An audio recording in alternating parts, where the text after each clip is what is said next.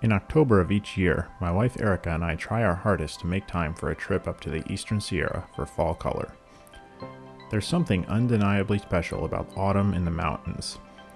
Ansel Adams called the Sierra the range of light, and I'd have to agree.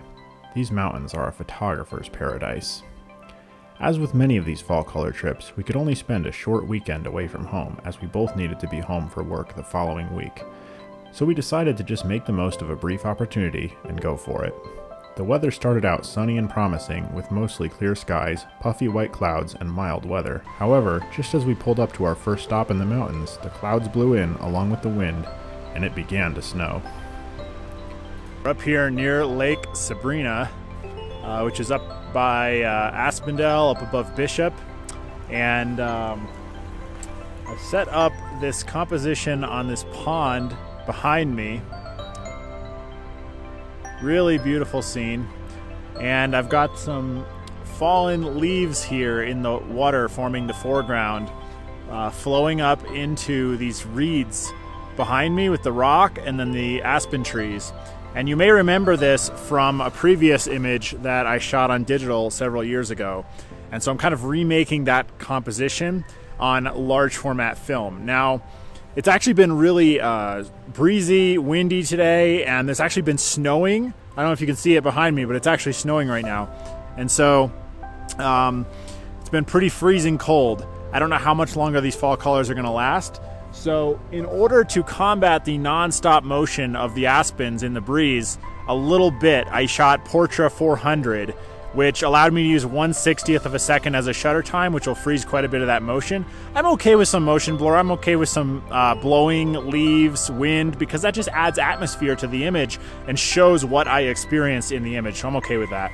I think I also did one exposure on Fuji Velvia 100 because I do think it's a rather flat scene in overcast light, and that Velvia 100 is going to make those colors pop a lot more than the Portra. So I'll have two versions, a neutral version and kind of a more punchy version. So we'll see how they turn out, but I'm really glad to have two exposures in for this trip so far. This is a first.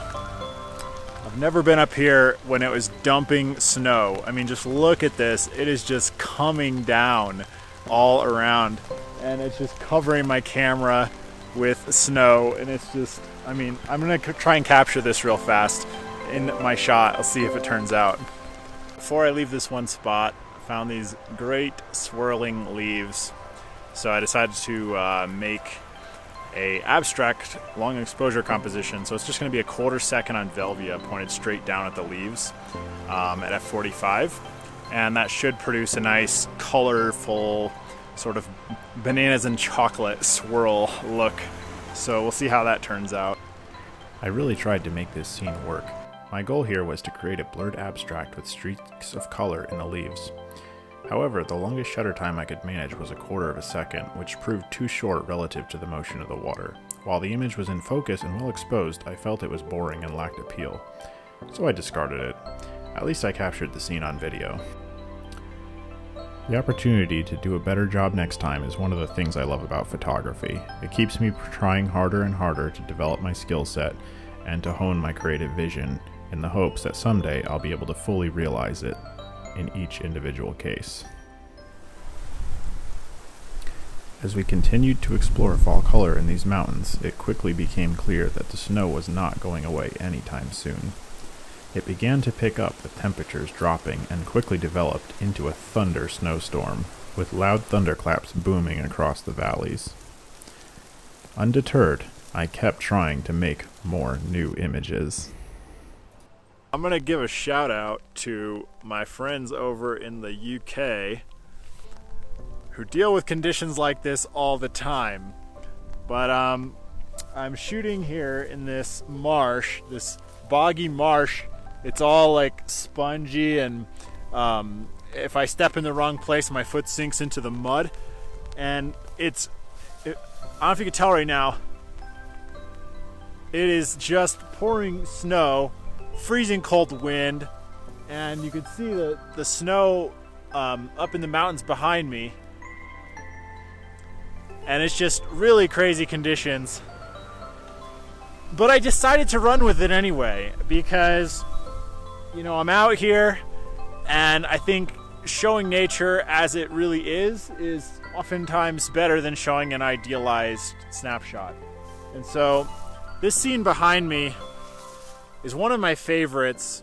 I shot this a few years back on a Canon digital camera, and it's just a really beautiful stand of aspen growing behind a marsh, and it's just the composition is made for you. It's just such a gorgeous scene. Anyway, I gotta pack up this gear. It is, look at this, it is dumping snow. Just, it's coming down all over the place. The hardest part was packing my film holder away because the snow was landing on it and melting on it as fast as I could clear it off. And I finally covered the film holder with my dark cloth and then wiped off the film holder, the dark side, with the inside of my dark cloth, and then slid it down into the film holder while keeping the dark cloth over it to keep the snow from getting on it, which creates water, which interacts with film, which ruins the film. So anyway, I'm gonna pack this stuff up before it gets any more soaked and get back in the car because it is freezing cold. I've just decided to make a second composition out here, a horizontal composition of this scene here with these aspens in this marsh, with the wind blowing, the snow falling. It's a half-second exposure, so yeah, it's gonna be kind of a blurry, impressionistic look probably. But I'm kind of okay with that because I have nothing like that in my portfolio at all, and so that'll be a new take versus my old version of this scene. I've never before shot this scene on large format film. I've never shot in large format and conditions anything like this, with the snow getting all over my stuff and the wind blowing, and it's wet and it's freezing cold and I can't feel my fingertips, but it is awesome because this is what nature is all about. This is what landscape photography is all about, is just getting out in the field, getting your hands dirty and making some images in some crazy conditions. It's been a fun time. Can't wait to do some more.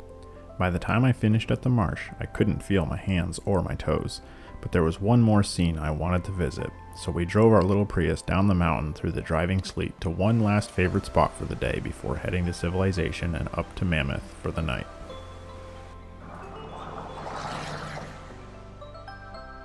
Alright, you can probably see, but it is dumping snow out here. And I'm just packing up right now. This is my gear right here. Completely covered in snow. Here's my camera. Covered in snow. I have to pack up real fast. It is starting to dump snow. We gotta get off this mountain. But I just made another composition on Fuji Velvia of the scene behind me.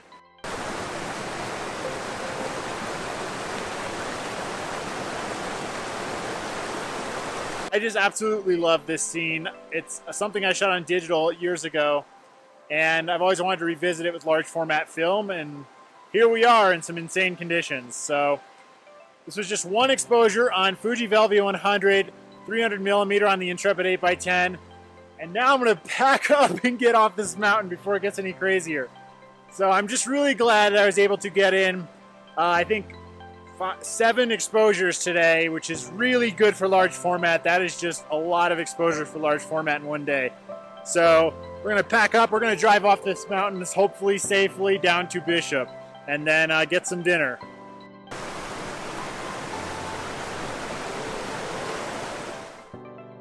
This image, along with its horizontal counterparts, came out quite underexposed. Fortunately, it's a scene I've captured successfully in the past, so I'm really okay with that. Of the images I was able to create on this day, this one is my favorite. While I still enjoy my digital rendition of this scene, there's no denying that the 8x10 Velvia film brings a luscious tonality and phenomenal amount of detail to bear, preserving this scene so well. Be sure to subscribe for day 2. I'm Justin Lowry, and until next time, stay curious. Awesome.